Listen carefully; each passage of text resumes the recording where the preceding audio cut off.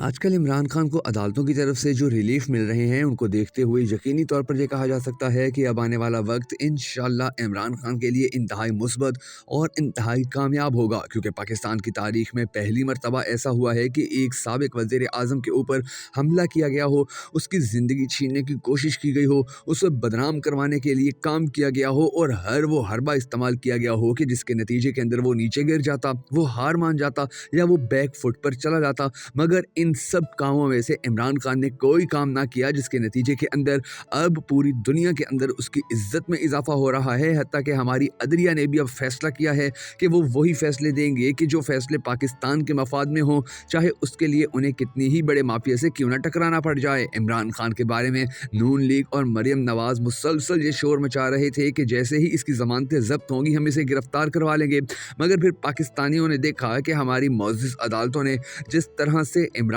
خان کے ساتھ کھڑے ہوتے ہوئے عمران خان کی ضمانتیں قبول کی ہیں، تو اس کے بعد پوری پاکستانی قوم کا ہماری عدالتوں کے اوپر اعتماد اور اعتبار مزید بڑھ گیا ہے۔ اللہ تبارک و تعالیٰ عمران خان کو اسی طرح کامیاب رکھے اور ہماری عدالتیں اسی طرح ایسے فیصلے دیتی رہیں کہ جو پاکستان کے مستقبل کے لیے انتہائی فائدہ مند ثابت ہونے کے ساتھ ساتھ ہماری آنے والی نسلوں کو بھی سنوارنے میں اپنا کردار ادا کریں، کیونکہ جس ملک کے اندر عدالتیں مضبوط نہ ہوں، جس ملک کا نظام عدلیہ بہتر نہ ہو، وہ ملک نہ تو کبھی آگے جا سکتا ہے نہ ہی ترقی کر سکتا ہے۔ اور عمران خان جب حکومت کے اندر آئے گا تو انشاءاللہ پھر ہماری عدلیہ مزید بہتر ہونا شروع ہو جائے گی۔ مریم نواز شریف اور اس کے باپ نے ہمیشہ اپنے مفادات کے لیے عدلیہ کو استعمال کرنے کے لیے ایڑی چوٹی کا زور لگایا تھا۔ ان کی ہمیشہ یہ خواہش ہوتی تھی کہ کسی نہ کسی طرح ہم اپنی مرضی کے ججز ہائر کر لیں اور پھر اپنی کرپشن کو چھپانے کے لیے اپنی مرضی سے فیصلے لے لیں، مگر اب حالات، واقعات اور اوقات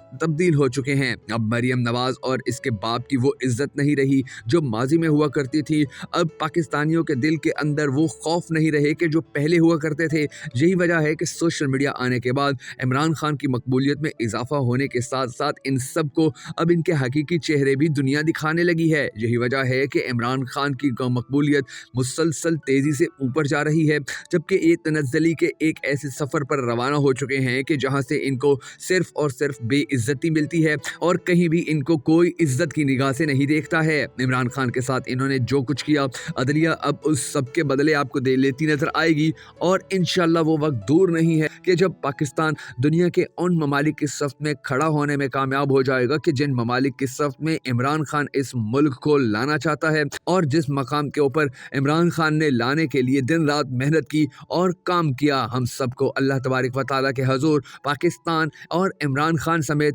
ہماری عدلیہ کے روشن مستقبل کے لیے دعا کرنی ہے کہ ہمارا پیارا پروردگار ہمارے ملک کی حفاظت کرے اور عمران خان کو آنے والے وقت میں پاکستان کا وزیر اعظم بنائے۔ اگر آپ اس دعا میں شامل ہونا چاہتے ہیں تو کمنٹ سیکشن کے اندر آمین لکھنے کے ساتھ ساتھ ہمارے یوٹیوب چینل کو سبسکرائب کرنا ہرگز مت بھولیے گا، تاکہ آپ کو ہماری تمام تر ویڈیوز بر وقت موصول ہوتی رہیں۔